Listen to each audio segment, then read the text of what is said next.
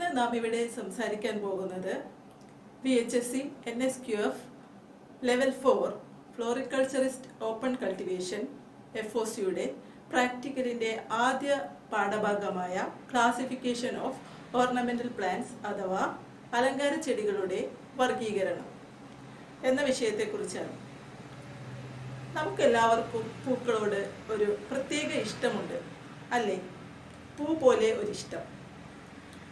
പൂക്കളുടെ നിറം, മണം, ആർദ്രത എന്നിവയാണ് ഇതിൻ്റെ കാരണങ്ങൾ. അതുകൊണ്ടാണ് പുരാതന കാലം മുതൽക്കേ ആചാരങ്ങൾക്കും അനുഷ്ഠാനങ്ങൾക്കുമെല്ലാം മാറ്റുകൂട്ടുവാൻ നാം പൂക്കളെ കൂട്ടുപിടിച്ചിരുന്നത്. പണ്ട് നമ്മുടെയൊക്കെ വീട്ടുമുറ്റങ്ങളിൽ വിനോദത്തിന് മാത്രമായി ചിലരെങ്കിലും ചെയ്തു വന്നിരുന്ന പൂക്കൃഷിയുടെ അനന്ത സാധ്യതകൾ ഇന്ന് ആഭ്യന്തര തലവും കടന്ന് അന്താരാഷ്ട്ര തലം വരെ വ്യാപിച്ചു കിടക്കുകയാണ്. പൂക്കളും മനുഷ്യനും തമ്മിലുള്ള ഈ ബന്ധത്തിൽ നിന്നും പുതിയ ഒരു തൊഴിൽ മേഖലയും വാണിജ്യ സാധ്യതകളും ഉടലെടുത്തു. പൂക്കളെക്കുറിച്ചും അലങ്കാര ചെടികളെക്കുറിച്ചും അവയുടെ ശാസ്ത്രീയമായ കൃഷിരീതി, സംസ്കരണം, വിപണനം എന്നീ മേഖലകളെക്കുറിച്ച് വിശദമായി പഠിക്കുന്ന പഠനശാഖയാണ് ഫ്ലോറിക്കൾച്ചർ. ഈ മേഖല കൈകാര്യം ചെയ്യുന്ന അതിവിദഗ്ധരായ ആളുകളെയാണ് ഫ്ലോറിക്കൾച്ചറിസ്റ്റ് അഥവാ ഫ്ലോറിസ്റ്റ് എന്ന് പറയപ്പെടുന്നത്. ക്ലാസിഫിക്കേഷൻ ഓഫ് ഓർണമെന്റൽ പ്ലാന്റ്സ് അഥവാ അലങ്കാര ചെടികളുടെ വർഗീകരണം. പ്രധാനമായും അലങ്കാര ചെടികളെ 5ആയി തരംതിരിച്ചിരിക്കുന്നു. 1. ജീവിതചക്രത്തിന്റെ അടിസ്ഥാനത്തിൽ. 2. വളരുന്ന കാലാവസ്ഥയുടെ അടിസ്ഥാനത്തിൽ. 3. വിപണന മൂല്യത്തിന്റെ അടിസ്ഥാനത്തിൽ. 4. വളരുന്ന രീതിയുടെ അടിസ്ഥാനത്തിൽ. 5. പ്രവർധന മാർഗത്തിന്റെ അടിസ്ഥാനത്തിൽ. ആദ്യമായി ജീവിതചക്രത്തിന്റെ അടിസ്ഥാനത്തിൽ അലങ്കാര ചെടികളെ എങ്ങനെയാണ് തരംതിരിച്ചിരിക്കുന്നതെന്ന് നമുക്ക് നോക്കാം. ഒരു ചെടി അതിൻ്റെ ജീവിതചക്രം പൂർത്തിയാക്കുവാൻ എടുക്കുന്ന സമയത്തെ അടിസ്ഥാനമാക്കി അല്ലെങ്കിൽ ഒരു ചെടിയുടെ ആയുസ്സിന്റെ നീളം അനുസരിച്ച് അലങ്കാര ചെടികളെ 3ആയി തരംതിരിച്ചിരിക്കുന്നു. 1. ആനുവൽസ് അഥവാ ഏകവർഷികൾ. 2. ബൈനിയൽസ് അഥവാ ദ്വിവർഷികൾ. 3. പെരിനിയൽസ് അഥവാ ബഹുവർഷികൾ. ഒന്നാമതായി ആനുവൽസ് അഥവാ ഏകവർഷികൾ.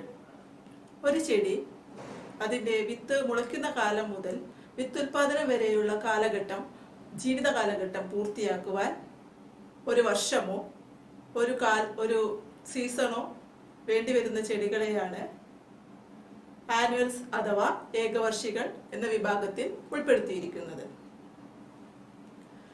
ഇത്തരം ചെടികളെ സീസണൽസ് എന്ന പേരിലും അറിയപ്പെടുന്നു. ഇത്തരം ചെടികൾക്ക് മാറ്റിനടൽ ആവശ്യമാണ്. ആനുവൽസ് വിഭാഗത്തിൽപ്പെടുന്ന ഇത്തരം ചെടികൾ കേരളത്തിൽ അങ്ങോളം ഇങ്ങോളം നടക്കുന്ന പുഷ്പ പ്രദർശനങ്ങളെ ഏറെ ആകർഷണീയമാക്കാറുണ്ട്. ലോകത്തെമ്പാടുമുള്ള ജനങ്ങളെ അവരുടെ ശ്രദ്ധയെ ദക്ഷിണേന്ത്യയിലേക്ക് ആകർഷിക്കുന്ന ഊട്ടി ഫ്ലവർ ഷോ കണ്ടിട്ടുള്ളവർക്ക് അതിൻ്റെ പ്രാധാന്യത്തെക്കുറിച്ച് പറയേണ്ട ആവശ്യമില്ലല്ലോ. കണ്ണിന് കുളിർമയും മനസ്സിന് സുഖവും നൽകുന്ന ഇത്തരം പുഷ്പമേളകളിൽ ആനുവൽസ് അതിൻ്റെ നിറസാന്നിധ്യം എപ്പോഴും തെളിയിക്കാറുണ്ട്.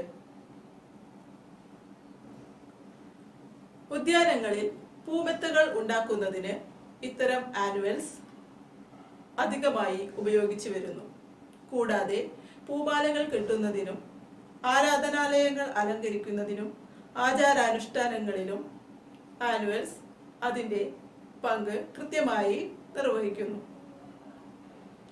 ചൈന ആസ്റ്റർ, ഗോംഫ്രീന, സീനിയ, മാരിഗോൾഡ്, പെറ്റൂണിയ, തിത്തോണിയ, സൺഫ്ലവർ എന്നിവയാണ് പ്രധാനപ്പെട്ട ആനുവൽസ് ഫ്ലവറിംഗ് പ്ലാന്റ്സ്. രണ്ടാമതായി ബൈനിയൽസ് അഥവാ ദ്വിവർഷികൾ. എന്താണ് ദ്വിവർഷികൾ എന്ന് നമുക്ക് നോക്കാം.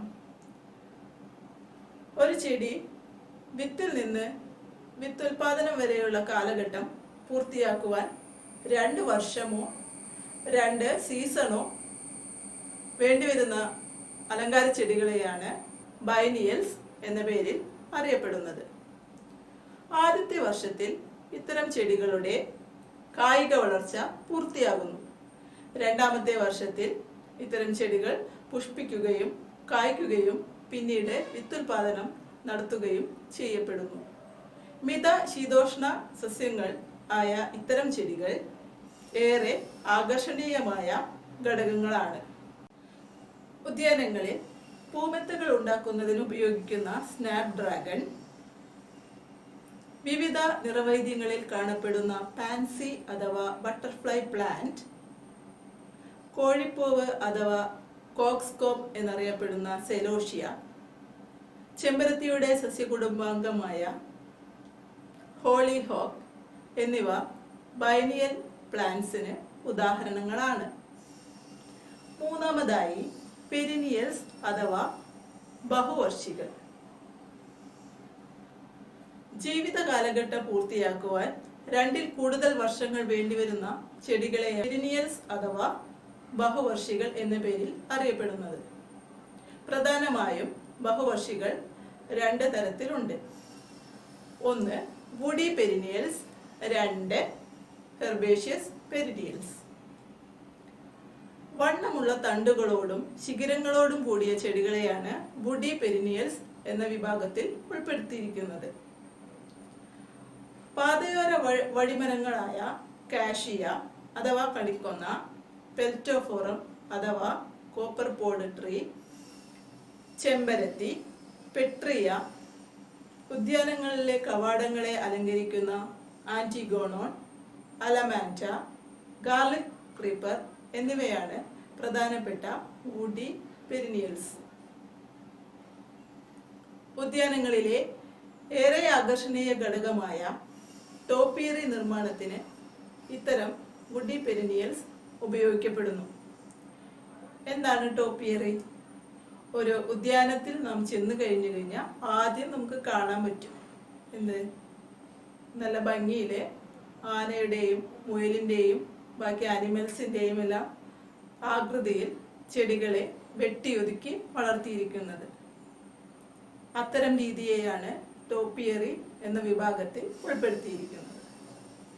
പെട്ടെന്ന് ഇല കൊഴിഞ്ഞു പോകാത്ത തരം കുറ്റിച്ചെടികളെയാണ് ഇതിനായി നാം ഉപയോഗിക്കുന്നത്, പ്രത്യേകിച്ചും അലങ്കാര ഇലച്ചെടികളെ. ഉദാഹരണത്തിന് തൂജ, ഫിലാന്തസ് മുതലായവ. ഇതെല്ലാം പെരിനിയൽ വുഡി പ്ലാന്റ്സിന് ഉദാഹരണങ്ങളാണ്. രണ്ടാമതായി ഹെർബേഷ്യസ് പെരിനിയൽസ്. എന്താണ് ഹെർബേഷ്യസ് പെരിനിയൽസ്? മൃദുവായതും അധികം വണ്ണമില്ലാത്ത തണ്ടുകളോട് കൂടിയ ചെടികളെയാണ് ഹെർബേഷ്യസ് പെരിനിയൽസ് എന്ന വിഭാഗത്തിൽ ഉൾപ്പെടുത്തിയിരിക്കുന്നത്. ഹെർബേഷ്യസ് പെരിനിയൽസ് എന്ന് പറയുമ്പോൾ ആദ്യം മനസ്സിലേക്ക് വരുന്നത് ആന്തൂറിയം. എല്ലാവർക്കും ഏറെ സുപരിചിതമാണ് ആന്തൂറിയം, അല്ലേ? ഇത് കട്ട് ഫ്ലവറായും ഉപയോഗിക്കുന്നു. ബൊക്കെ നിർമ്മാണത്തിലും ഇതിന് ഒരു പ്രധാന പങ്ക് ഉണ്ട്.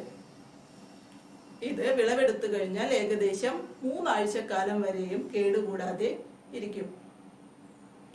നാസയുടെ എയർ പ്യൂരിഫയിങ് പ്ലാന്റ്സ് ലിസ്റ്റിൽ ഇടം നേടിയ ഒരു സസ്യമാണ് നമ്മുടെ ആന്തൂറിയം. അതുകൊണ്ട് തന്നെ ഇത് ഒരു ഹൗസ് ഇൻഡോർ പ്ലാന്റ് ആയി ഉപയോഗിക്കപ്പെടുന്നു. ശിലോദ്യാനങ്ങൾ അഥവാ റോക്ക് ഗാർഡനെ അലങ്കരിക്കുന്ന വയോള, ബോർഡർ പ്ലാന്റായി ഉപയോഗിക്കുന്ന ഹെലിക്കോണിയ, പൂമെത്തകൾ ഉണ്ടാക്കാൻ ഉപയോഗിക്കുന്ന ജെർബറ, ജെറേനിയം, കൂടാതെ ഏറ്റവും വലിയ സസ്യകുടുംബ അംഗമായ ഓർക്കിഡ് എന്നിവ ഹെർബേഷ്യസ് പെരിനിയൽസിന് ഉദാഹരണങ്ങളാണ്. പെരിനിയൽ പ്ലാന്റ്സ് മാറ്റിനടൽ ആവശ്യം ഇല്ലാത്ത തരം ചെടികളാണ്. രണ്ടാമത്തെ classification of ornamental plants based on season of growth.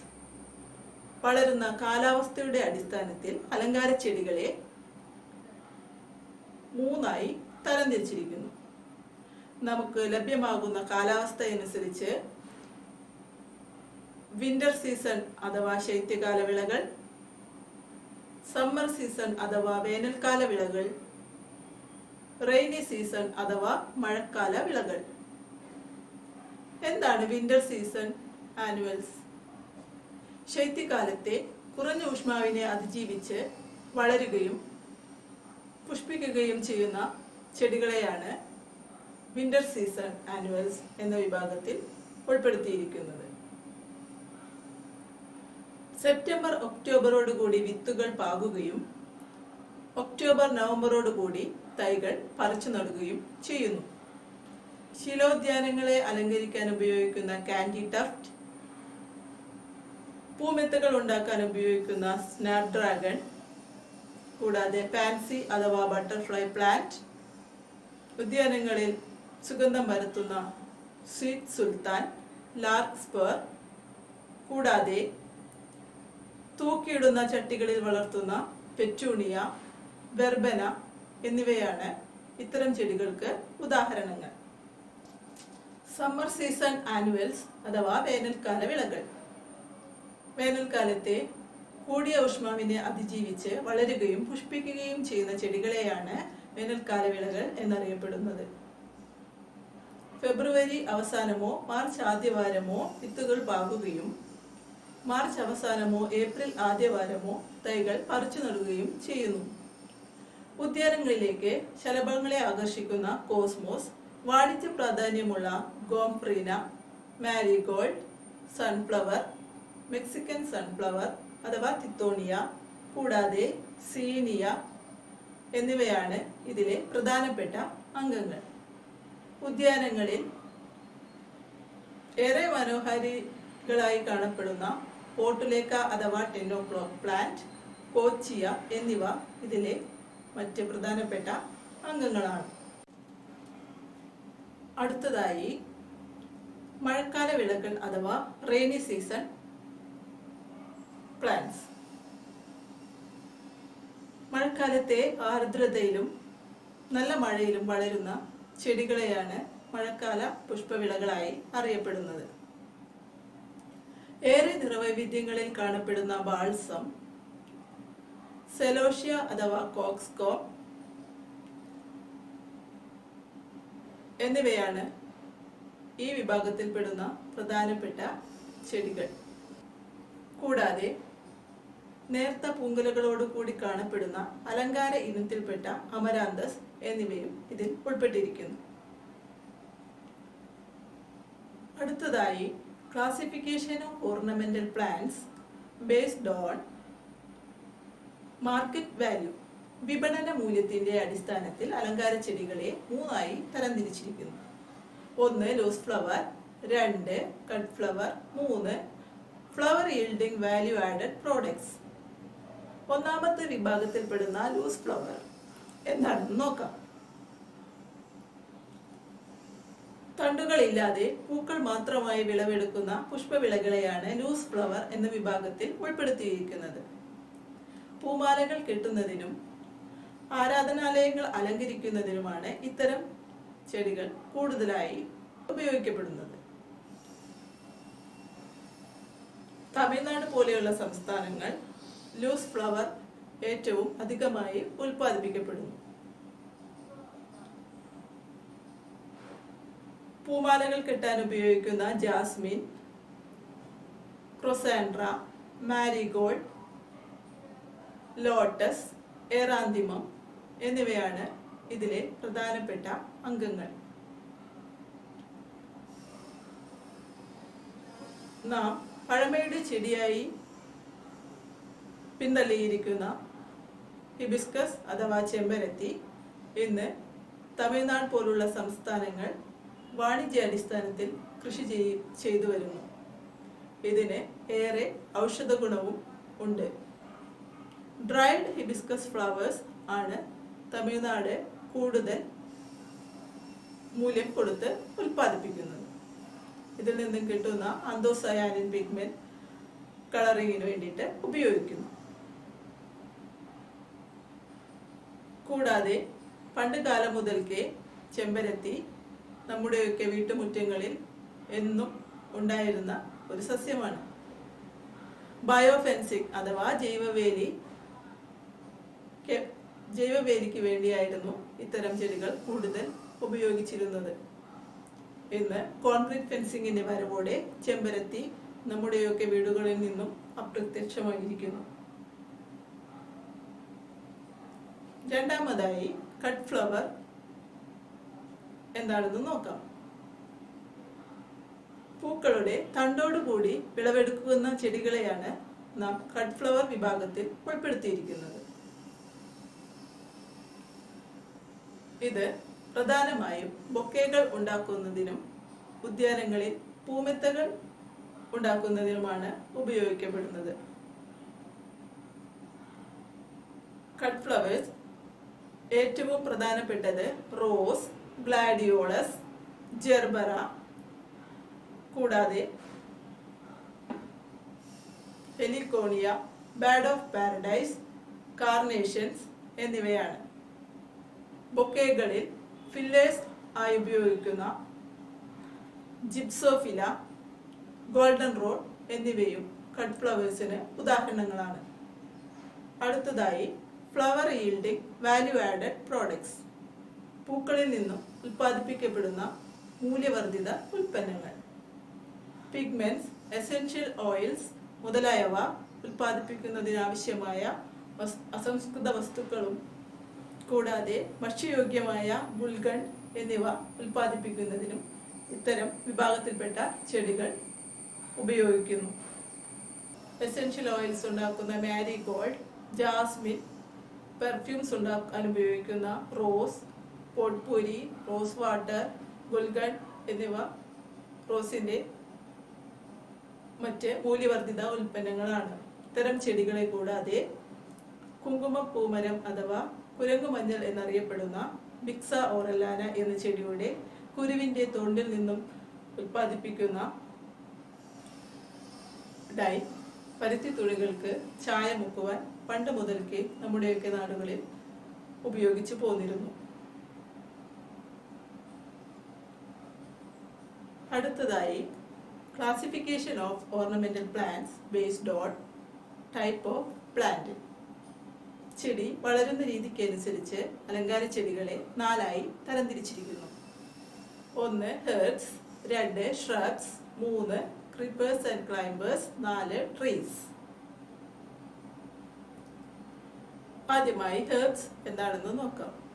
മൃദുവായ തണ്ടുകളോടും വണ്ണം കുറഞ്ഞ തണ്ടുകളോടും കൂടി വളരുന്ന ചെടികളെയാണ് നാം ഹെർബ്സ് എന്ന വിഭാഗത്തിൽ ഉൾപ്പെടുത്തിയിരിക്കുന്നത്. വയോള, ലിലിയം എന്നിവയാണ് ഹെർബ്സ് വിഭാഗത്തിൽപ്പെടുന്ന ചെടികൾ. അടുത്തതായി shrubs. Shrubs are woody perennial plants. കുറ്റിച്ചെടികളായി അറിയപ്പെടുന്ന ഇത്തരം ചെടികൾ ഉദ്യാനങ്ങളിൽ ടോപ്പിയറി, നേരത്തെ സൂചിപ്പിച്ചതുപോലെ ടോപ്പിയറീസ് ഉണ്ടാക്കുന്നതിന് വേണ്ടി ഉപയോഗിക്കുന്നു. ഇത്തരം വിഭാഗത്തിൽപ്പെടുന്ന ചെടികളാണ് റോസ്, ജാസ്മിൻ, കൂടാതെ ഹിബിസ്കസ്, ഇക്സോറ, ടെക്കോമ, ക്രോട്ടൺസ് മുതലായവ. അടുത്തതായി trees. Trees are woody perennials. 2ൽ കൂടുതൽ വർഷം ജീവിക്കുന്ന പെരിനിയൽസിനെയാണ് നാം ട്രീസ് വിഭാഗത്തിൽ ഉൾപ്പെടുത്തിയിരിക്കുന്നത്. പാതയോര വഴിയോരങ്ങളിൽ കാണപ്പെടുന്ന കാഷിയ അഥവാ കണിക്കൊന്ന നമ്മുടെ സംസ്ഥാന പുഷ്പം കൂടിയാണെന്ന് എല്ലാവർക്കും അറിയാമല്ലോ. ഇത് കൂടാതെ പ്രൈഡ് ഓഫ് ഇന്ത്യ എന്നറിയപ്പെടുന്ന ലാജസ്ട്രോമിയ അഥവാ മണിമരുത്, ശോകത്തെ ഇല്ലാതാക്കുന്ന അശോകം, ഏപ്രിൽ മെയ് മാസങ്ങളിൽ പൂത്തുലഞ്ഞ് വഴിയോരങ്ങളിൽ വർണ്ണശോഭ വിതറുന്ന ഗുൽമോഹർ എന്നിവയൊക്കെ ഇത്തരം വിഭാഗത്തിൽപ്പെടുന്ന ചെടികളാണ്. 4ാമത്തെ വിഭാഗം ക്രീപ്പേഴ്സ് ആൻഡ് ക്ലൈംബേഴ്സ്. മുകളിലേക്ക് വളരുന്നതിന് സപ്പോർട്ട് ആവശ്യമുള്ള ചെടികളെ നാം ക്ലൈംബേഴ്സ് എന്നും മണ്ണിനോട് ചേർന്ന് പടർന്നു വളരുന്ന ചെടികളെ ക്രീപ്പേഴ്സ് എന്ന വിഭാഗത്തിലും ഉൾപ്പെടുത്തിയിരിക്കുന്നു. ഉദ്യാനങ്ങളിലെ കവാടങ്ങളെ അലങ്കരിക്കുന്ന ആർച്ചസ്, പെർഗോള മുതലായവ ഉണ്ടാക്കുന്നതിന് നാം കൂടുതലായും ഇത്തരം ചെടികൾ ഉപയോഗിച്ചു വരുന്നു. പെർഗോള എന്ന് പറഞ്ഞാൽ എന്താന്ന് എല്ലാവർക്കും അറിയാം അല്ലേ? എന്താണ്? Extended form of arch. ഗാർഡനിലെ ആർച്ചിന്റെ എക്സ്റ്റെൻഡഡ് രൂപമാണ് പെർഗോള. ഇത് നമുക്ക് കണ്ണിന് ഏറെ കുളിർമ നൽകുന്ന കാഴ്ചയാണ് ഒരു ഉദ്യാനത്തിലെ. ഇത്തരം വിഭാഗത്തിൽപ്പെടുന്ന ചെടികൾക്ക് ഉദാഹരണങ്ങളാണ് ആന്റിഗോണോൺ, അഡിനോകാലിമ, തുംബർജിയ, പെട്രിയ, ക്യുസ്ക്വാലിസ് അഥവാ റെൻകൂൺ ക്രീപ്പർ, ഗാർലിക് ക്രീപ്പർ മുതലായവ. അടുത്തതായി classification based on mode of propagation. പ്രവർത്തന മാർഗത്തിന്റെ അടിസ്ഥാനത്തിൽ അലങ്കാര ചെടികളെ 4 ആയി തരംതിരിച്ചിരിക്കുന്നു. Bulbous plants, cormous plants, rhizomatous plants and tuberous plants. Bulbous plants bulbs ഉപയോഗിച്ച് പ്രവർത്തനം നടത്തുന്ന ചെടികൾ. ബൾബ്സ് ഉള്ളി പോലെ കാണപ്പെടുന്ന ഭാഗങ്ങൾ ഉപയോഗിച്ച് പ്രവർത്തനം നടത്തുന്ന ചെടികൾ. ഉദാഹരണം ടുലിപ്സ്, ട്യൂബറോസ്. 2. കോർമസ് പ്ലാന്റ്സ് കോംസ് അഥവാ ചേന പോലെയുള്ള ഭാഗങ്ങൾ ഉപയോഗിച്ച് പ്രവർത്തനം നടത്തുന്നു. ഉദാഹരണം ഗ്ലാഡിയോളസ്, ക്രോക്കസ് എന്നിവ. 3ാമത്തെ വിഭാഗത്തിൽ റൈസോമാറ്റസ് പ്ലാന്റ്സ് റൈസോംസ് അഥവാ ജിഞ്ചർ ഇഞ്ചി പോലെ ഇരിക്കുന്ന ഭാഗങ്ങൾ ഉപയോഗിച്ച് പ്രവർത്തനം നടത്തുന്നു. ഉദാഹരണം കന്ന. വിവിധ വർണ്ണങ്ങളിൽ ഉദ്യാനങ്ങളിൽ ഏറ്റവും സുലഭമായി കാണാറുള്ളതാണ് കന്ന. റെഡ്, യെല്ലോ എന്നീ നിറങ്ങളിൽ കാണാം. കൂടാതെ ഹെഡിക്കിയം അഥവാ കല്യാണ സൗഗന്ധികം, ഐറിസ് എന്നിവയാണ് മറ്റുദാഹരണങ്ങൾ. 4ാമത്തെ വിഭാഗത്തിൽപ്പെടുന്ന tuberous plants. Tubers are used for propagation. Tubers ഉപയോഗിച്ച് അഥവാ കിഴങ്ങ് പോലെയുള്ള ഭാഗങ്ങൾ ഉപയോഗിച്ച് പ്രവർത്തനം നടത്തുന്നു. ഉദാഹരണം വിഗോണിയ, ഡാലിയ മുതലായവയാണ്. ഇന്ന് പൂക്കൃഷിയിൽ നിന്നും വരുമാനം നേടിക്കൊണ്ട് ജീവിതം പടുത്തുയർത്തുന്ന ഒരുപാട് യുവ കർഷകരും സംരംഭകരും ഉണ്ട്. ഇന്നത്തെ ക്ലാസ്സിൽ നിന്നും ഒരുപാട് ചെടികളെ പറ്റിയും അത് ഏത് വിഭാഗത്തിൽ പെടുന്നു എന്നതിനെ പറ്റിയും ഏകദേശ രൂപം നിങ്ങൾക്ക് കിട്ടിക്കാണുമെന്ന് വിചാരിക്കുന്നു. ഇത്തരം ക്ലാസ്സുകളിൽ നിന്നും പ്രചോദനം ഉൾക്കൊണ്ട് കൂടുതൽ ഫ്ലോറിക്കൾച്ചർ മേഖലയുടെ സാധ്യതകൾ കണ്ടെത്തി അതിലേക്ക് വരാനും തൊഴിൽ സാധ്യതകൾ കണ്ടെത്തുവാനും എല്ലാവർക്കും കഴിയട്ടെ എന്ന് ആശംസിച്ചു കൊള്ളുന്നു. നന്ദി, നമസ്കാരം.